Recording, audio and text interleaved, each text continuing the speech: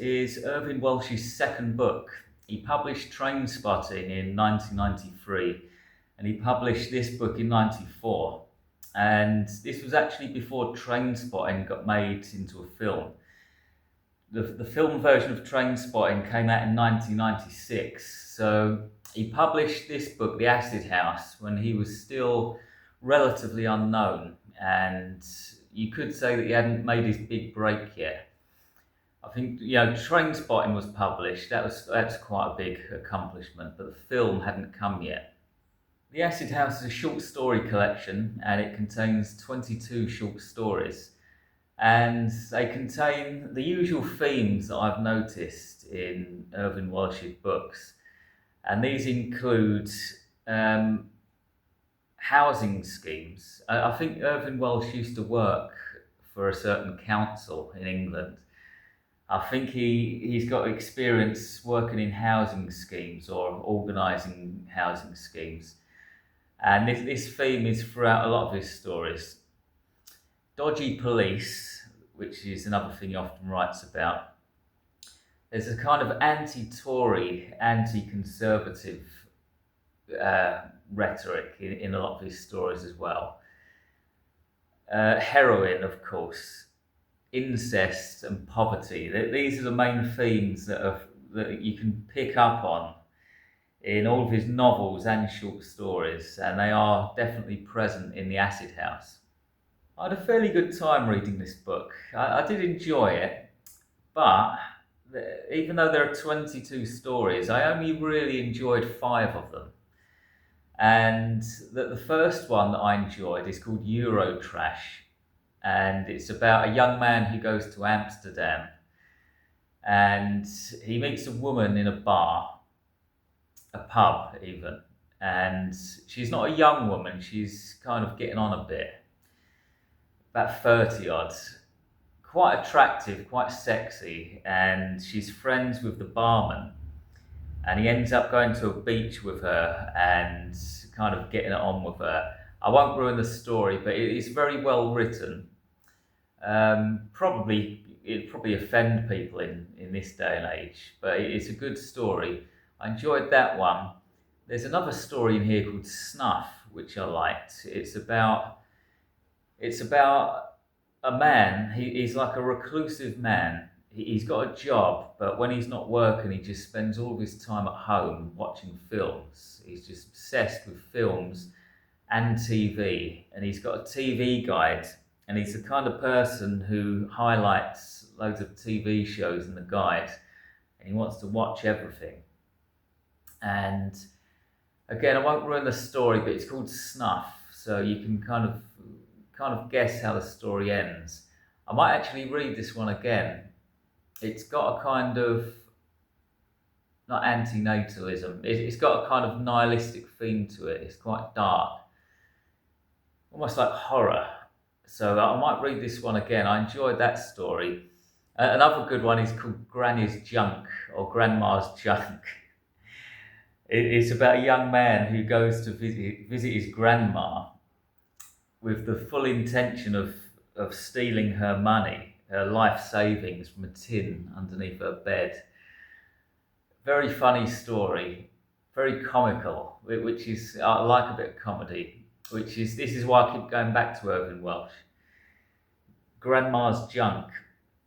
I enjoyed that story. There's another story about 2 philosophers from Oxford or Cambridge, and one of them, it's about this debate about whether, if a certain phenomenon is undiscovered, is it magic or is it just undiscovered science?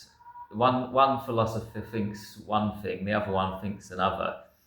And the story is about, I'll kind of ruin this one, but it starts off with 2 philosophers debating this topic in a civil manner.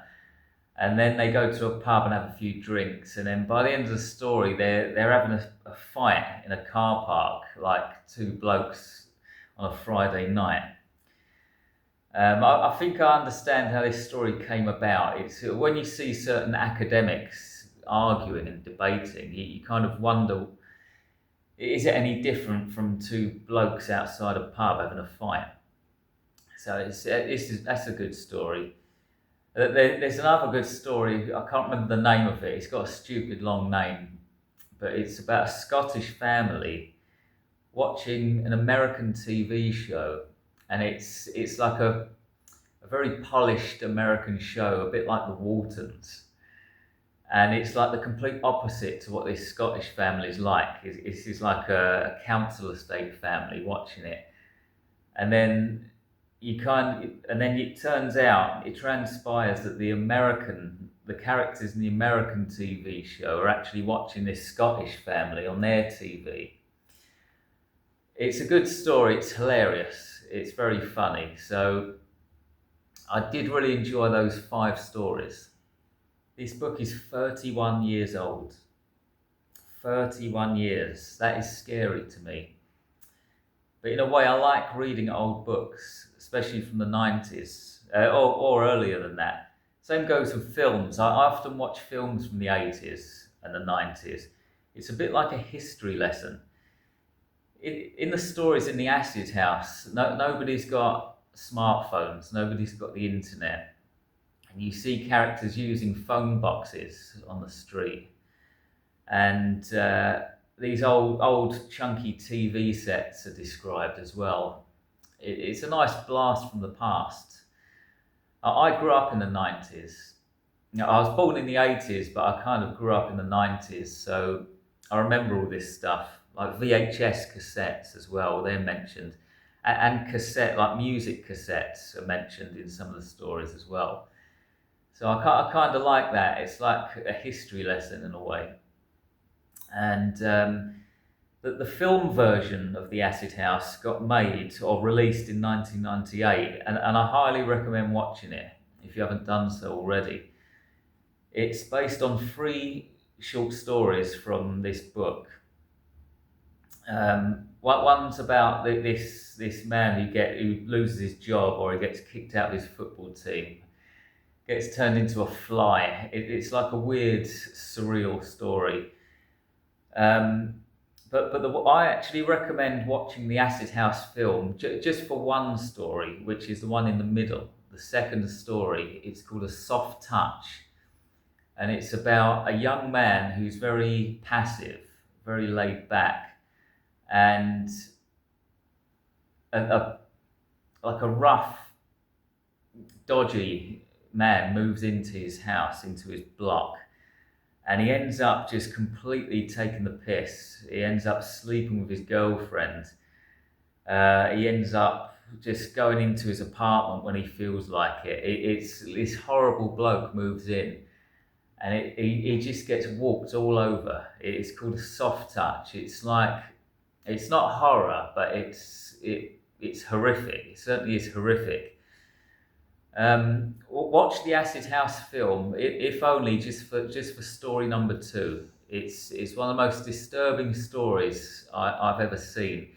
The story in the book, it actually isn't that good. The short story that it's based upon, it didn't really blow me away. Perhaps because the film version is so good. So watch the film version for A Soft Touch. It's very horrific. I keep going back to Irvine Welsh. His books are very pointless. When I finish an Irvine Welsh book, I don't feel as though I've really gained anything. But they are entertaining. They're entertaining and they're funny, and that goes a long way. Would I read his books if Trainspotting the film didn't exist? I often wonder this. Well, for a start, I probably wouldn't even know about his books if it weren't for the film.